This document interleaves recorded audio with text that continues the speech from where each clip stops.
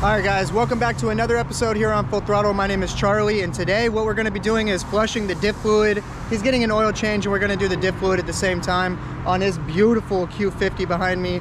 And so we're going to pull the car into the shop, and I'll get to it.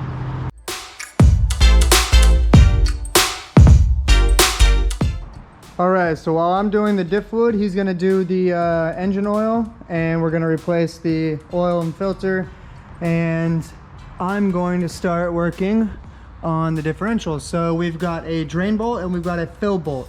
So I believe both of these take a 10mm Allen key, and what I'm going to do is I'm going to break loose the fill bolt, and then I'm going to break loose this, remove this one, and just want to make sure you break this one loose. That way you know for a fact that you're going to be able to remove it to fill the differential back up.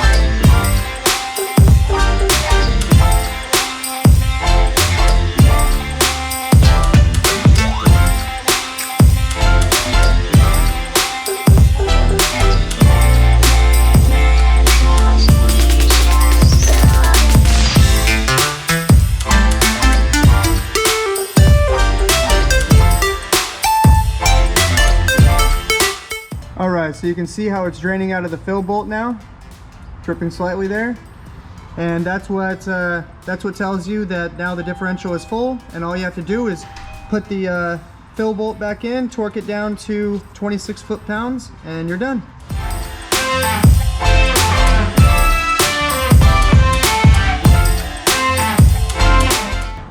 Alright guys, so that's pretty much it for this video. If you like this video, hit that thumbs up button. Basically, oh, I was going to show you guys. So we used about 1 and maybe a third. So maybe 1 and 1, maybe 1 and 1/4 quarts. Or this is actually a liter, but so 1 and 1/4 of a liter. So that's about how much fluid we used. It says in the factory service manual it takes 1.05, but you just got to fill up until you start having fluid spill out of the fill hole. But alright guys, I'll see you guys in the next video. If you like this video, hit that thumbs up button, and I'll see you later.